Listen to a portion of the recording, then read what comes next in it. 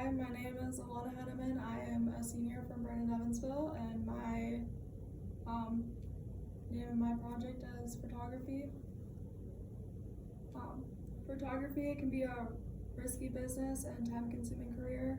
Photographers are almost 100% commission-based, meaning that you need to have clients to make any sort of income. The salary for a photographer can vary depending on experience, geography, and industry.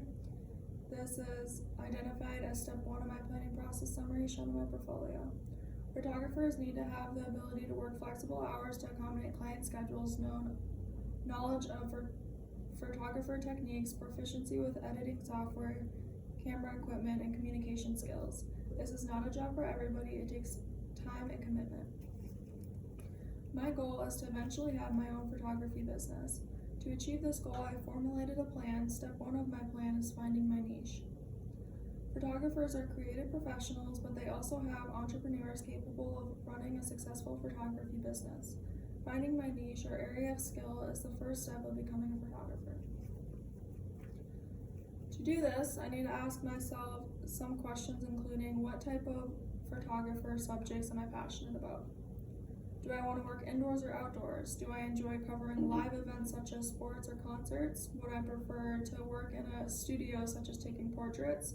Do I want to take pictures of people, or would I prefer product type photos? Do I enjoy arranging shots such as fashion photos? Or do I prefer capturing emotion in someone's expression? What do I see as my brand's voice?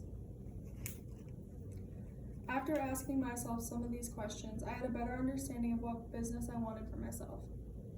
I also started experimenting with different types of photography, including portrait photography, fashion photography, landscape photography, product photography, sports photography, and street photography. I really enjoy portrait and street photography. Portrait photography is a very difficult type of photography, but it is very common. This is what I presented in my portfolio. It's very hands-on, and you have to be able to work well with others. Street photography is a genre of photography that records everyday life in a public place. This very publicness of the setting enables the photographer to take candid pictures of strangers without their knowledge.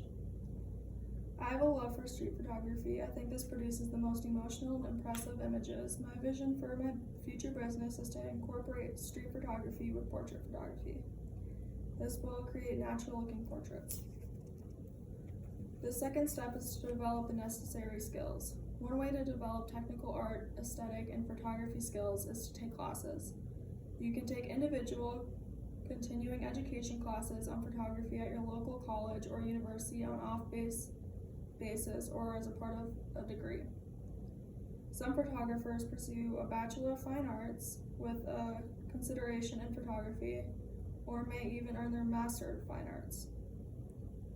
There are no strict requirements for becoming a photographer, but it's best to invest in a skill development resource and pay attention to current industry trends. The third step is to buy photography equipment. The photography equipment you need depend on what you will be taking pictures of and where. The most common tools include a quality camera, portable lighting, backdrops and props, and specialty lenses. If you plan to develop the film yourself, you'll need to invest in and set up a darkroom with development chemicals, trays, and lines to hang and developing photos. I have never developed my own film, but I like the look of developed film, and I would like to try this in the future. But there are also health hazards when it comes to this. Darkroom exposure to chemical agents may lead to respiratory, allergic, and nervous system disease. Psychological problems from chaotic work organization. Digital photography may reduce the prevalence of the chemical exposure, although it may increase the risk of skeletal illness. Step 4 includes learning how to operate your camera and editing software. When doing photography, you should know what each camera setting is and how to activate it. What the digital symbols on your camera display represent the potential error messages. Learning your camera takes practice and experience, and those are 2 things you'll need to develop before you decide you can be a professional. In addition, it is also important to learn how to use editing software. You can either take continuing education coursework in person or online and self-tech from one of the several popular photo editing platforms online. The fifth step is research. If you go into traditional education, it's even more important you research important concepts in photography that will allow you to better develop your skills. You should turn to textbooks, digital art publications, magazines, and even influencer social media accounts to get better understandings of techniques and what's popular in the world of photography. Step 6 includes taking lots of pictures. Practice will provide vulnerable experience using tools of the trade, including getting to know your camera, learning how to set up shots, as well as adjusting your lighting and use filters properly. Step 7 is building a portfolio. Set your best work aside for a portfolio. To display your portfolio, you can use a content management system to build a basic website or promote your work on several portfolio sites. If you have an existing resume website, you can add your portfolio as an additional page in its site's navigation. The 8th step includes getting social. Social media makes it easy for photographers to advertise. Some photo-based platforms are specifically built for showcasing photography when you publish work as a business. It's good to get acquainted with whenever social changes are likely to appeal to your audience. The final step to becoming a photographer is to freelance and find your first jobs. With the right skills and experience and equipment, you'll be ready to either find an entry-level job with an established company or start your own freelance business. It can be hard to get a job when you're first starting out. These are some things that will help me when I am ready to find my first jobs.